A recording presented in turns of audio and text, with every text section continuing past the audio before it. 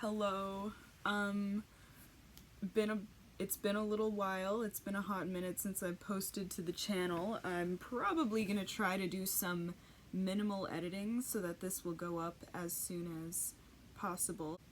Okay, so for this video, I figured I would show you guys a fuck ton of art that I've been working on. Some of it I've posted on Instagram, some of it I haven't because it's not done. There's a lot of stuff in here. Fucking bulky as hell, there's a lot of shit, but it's mostly smaller things, and I've been working on flatter canvas or MDF, either one. I've been spending these last couple months preparing for and going to this Airbnb, and the reason I'm here is so that I can be around a ton of like new landscapes to paint, because I'm trying to do some shit, trying to fucking put an art show together, and it's a little bit it's really hard to know where to start, so I'm just saying do the art. That rhymes. It's hard to know where to start, so do the art. And I've got a bunch of pieces, so let's begin with the first one I did here. Here's my first painting that I did here. It was probably a few days in, and this is just a landscape of the street here. I'm staying in a town called Grand Bend, and they have very they got those country road streets, so it's pretty sick. I put a lot of emphasis in this painting on the shadows. I wanted them to kind of pop and just I wanted that to be the element of interest, basically. There's a lot I would do differently in this after all the progress that my landscapes have made since I've been here. Like, I definitely would have made the sun smaller, I definitely would have made the sky less smooth. We'll get into that. Because I'm trying my hand at impressionism, and smoothness is not exactly it's just not exactly the style I'm going for. So anyway, I did this on MDF. You can see like the date and stuff back there. MDF is one of my favorites to paint on, I think. At least it's my favorite for portraits, because it's really lightweight, so it's easy to like carry around for travel. It's hard to destroy in comparison to canvas because it's fucking wood, you know? I'm trying to bend that shit, you know? You don't have to worry about it getting punctured like a canvas. And if you do portraits on it, which I have a few, it's smoother than canvas, because canvas has those little grain, like it has that grain to it, the indents, which are very annoying. So that's why I'm really enjoying MDF. That's the first one anyway. This is the second one I did. I'm gonna try to go in order. This one is of the beach off of Lake Huron, and I really liked the movement in the clouds. That was my point of interest, less so the shadows. I tried to make them grayer so that they wouldn't stand out as much as the previous ones. What I would have done differently would have been this tree. I would have given it more movement. And I am actually working on a 24x24 of this, which I'll also show, where I changed the tree a lot. So that's that. Another one on the MDF as well. Okay. This is a 24x24, still in progress. There's nothing interesting at the bottom, so I'll just sit it like this. So basically for this one, I just wanted to kind of blow it up, because I'm going to be printing these on canvas and mugs, hopefully, and also like face masks. So like I really want it to be detailed, so the bigger the better. With this tree, I tried to incorporate a lot more movement. As you can see, it's a lot like stragglier and like wavier, so I really liked that. The clouds kind of aren't that ideal right now. They look a little too thin. I prefer the clouds in this. So there's still a lot to work on, and of course there's like no detail down here. And I also need to work on this tree. But so far, that's what I have. hopefully it'll go my way with like my vision and stuff. Alright, so now this is where it becomes hard for me to remember the order of things. Actually, this was the next one. This I did on wood canvas. Let me bring the subject over as well. So, I went to a book club in town and bought this beautiful little guy. It's a raccoon skull, and I really love how it looks. It's going into my Bones collection, so he's pretty cool.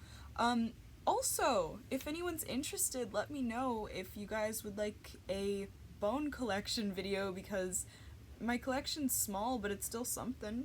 So I've gifted some bones away, which I guess that's kind of sad because I can't show those, but there was some cool stuff. Anyway, he was, of course, the subject of this with his mouth open. So, of course, I just wanted to do a study of this guy and wanted to make it decay themed, like most of my art kinda is, with the mushrooms coming out the mouth, and I just wanted it to be like the regular theme that I have, which is you see the mushrooms, you see the death, and then around it you see the life, which is the vines, and also a few crystals, just because I wanted it to I wanted it to have like a new age vibe, you know, put those crystals in there, a little bit witchy. So, I really enjoyed this one. This is more of a personal piece, and I did it on wood canvas. Actually, this isn't even wood canvas, this is a piece of plywood. I went to Home Depot and I bought like a huge piece of plywood, and I asked the dude to cut it into 8x8s for me, and I just used those as wood canvases. I nail a little hanger in the back, a little wall mount, and it works. I really like the wood grain on it. Also, please note, I have not sealed any of these. I don't have my acrylic pouring medium that like gels it up, so none of these are gelled, but in an ideal world they would be. When I go home, that's gonna be my job. This is another of the beach in Grand Bend. So it's just like a pathway with the sun. I really liked going to that beach. It felt like I was in space because all these glaciers kind of like form on the lake. It's really beautiful. But I'm having a hard time painting that because there's no elements of interest. It's just snow and sky. But when there's trees, it's a little easier. So there's this. Now the order is going to get really fucked up in how I made these, or when I made these. So this is kind of the last one in order. And I included the shadow of the trees where it's dirt. I just like tried my best, you know? So I'm proud of this one. I'm also trying to make a bigger, different version of that on MDF, or not MDF, this is on canvas board. I got gifted a bunch of canvas board and I'm trying it out. So of course I'm on my first layer. I was working on it today on like a fun little time lapse, and you know, I'm gonna try to emulate a similar, I'm gonna do the same subject, but I want the vibe to be different. I want the colors to be a bit different. I want the flow to be different. The trees already have significant changes to them. These ones are stragglier and longer and reduced, like they're more simplified. And it's also kind of dark in this one, but that's because it needs another layer of paint. Let's break it up a little bit and put a portrait in here. So I actually was doing this one yesterday and today. No, I did this one a couple days ago. This is just based off a photo. I took a photo of myself with an incense stick in my mouth like this, and I thought it looked cool and I could make it into like some Cruella de Vil shit with like a long extendo cigarette. It's not done, but I wanted to like have the glow of the cigarette and all that. It's a little too bright. It should be more dull. That's what I'm gonna do next time I work on it, is dull it up. Looking at the camera, the way that I have my camera set up, it's actually like a mirror image, so it's making it look all wonky. I don't like that. but I do need to get better at anatomy and stuff. So she got the jewels and shit. I wanted to go for like flapper-ish haircut, you know, it's all like stuck to the fucking head, like their hair is gelled down and they got the like little motherfuckers that are shorter than even mine. I kind of tried with that. I wanted like, they have like low cut. I tried to do velvet, haven't put the detail in yet, and a shawl. So, I don't know, tried to do old-timey. My portraits are inspired by Blues Satan. Their work on Instagram is mostly digital, but it's so impressive. They often start with a gray skin tone base, so I've been doing that. But instead of using black in the skin, I've been using ultramarine blue and a little bit of burnt umber, but the mixture is mainly ultramarine blue and a smaller amount of yellow, and it creates a really nice base, and then you start mixing in, you know, reds, white yellows, more blue, and you create those pigmentations. So Blues Satan really helped me with figuring out how to mix base tones a little bit better, because that was always a challenge for me.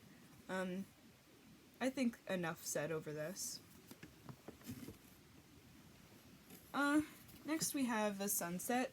This is not done. I have a lot of work to do on this, and I don't really know what to do with the sky. It's a little bit murky, but so far it's this. I did it on a round canvas because the trees are not very dynamic, and I wanted it to not feel so solid. I wanted there to be a little bit of a flow to it. So the round canvas kind of breaks up how stationary the trees are.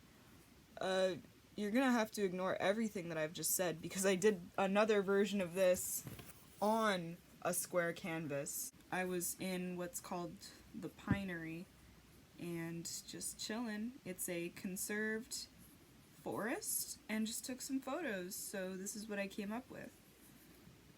These two motherfuckers. What next?